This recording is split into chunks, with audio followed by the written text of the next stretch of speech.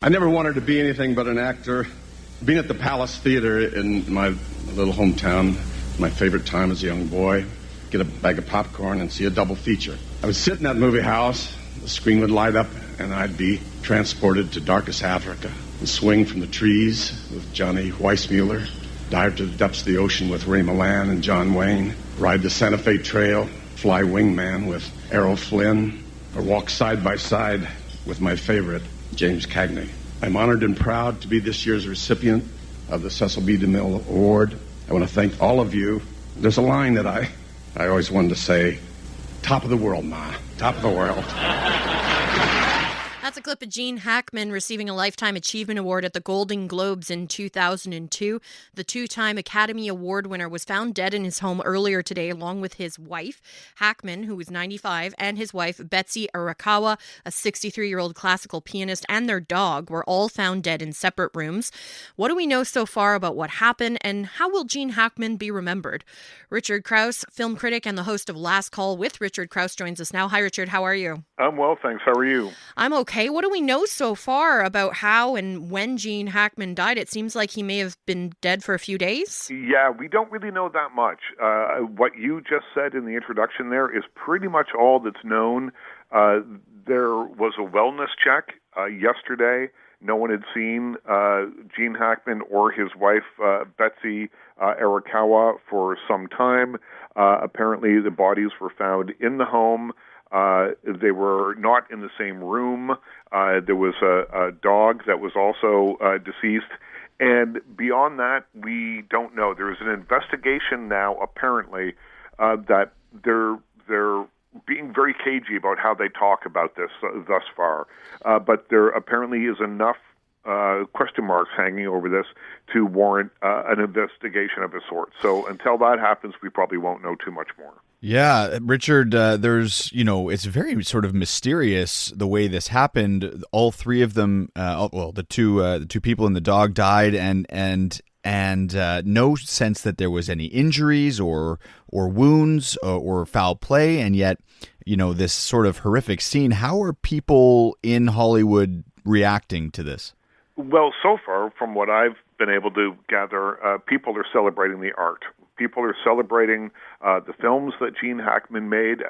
For 40 years, he was one of the best-known, best-liked, most talented actors working.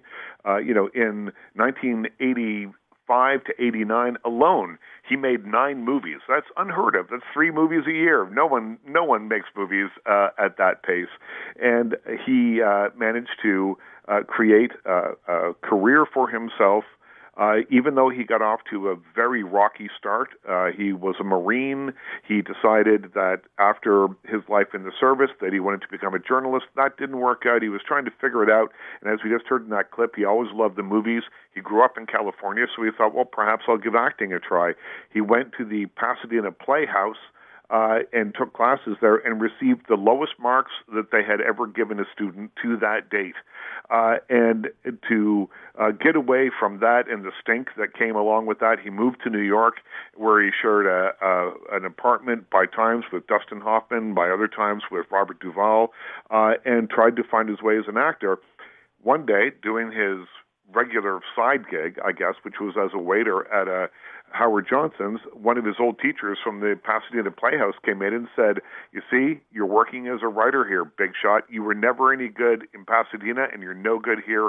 You'll never be an actor." And he says that was the moment in his career where he said, "I will do anything. I will lie, cheat, steal, whatever, to get an audition and to get jobs." And then 5 years later, he was on stage getting an Academy Award for his work as Popeye Doyle in The French Connection. So it's, an unlikely rise to stardom. He wasn't Robert Redford good-looking, but, man, he was charismatic, and he could do anything. One of the more versatile character actors who became a star out there.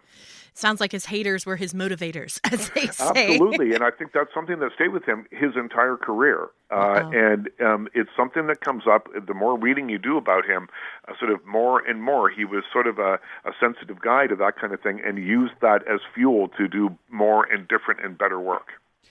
You mentioned French Connection, nominated for 5 Academy Awards, won 2 of them, the other one for Unforgiven. He also famously played Lex Luthor in Superman, opposite Christopher Reeves.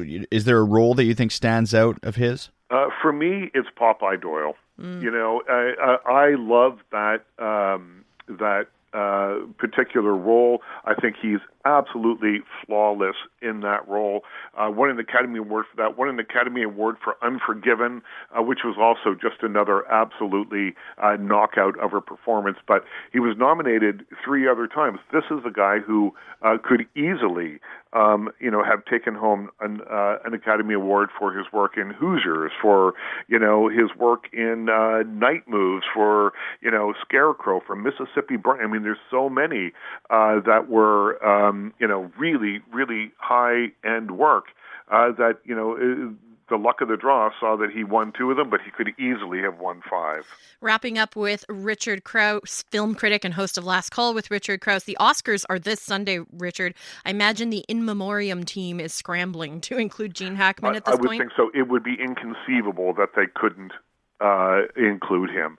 And it is, sort of last minute, and that kind of thing, given that this was probably made, some time ago. But it's inconceivable that they wouldn't have him. Richard Crouse, film critic, host of Last Call with Richard Crouse on CJAD 800. Thanks so much, Richard. Thanks for having me.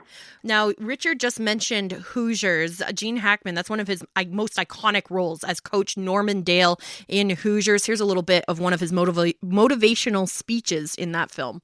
There's a tradition in tournament play to not talk about the next step until you've climbed the one in front of you.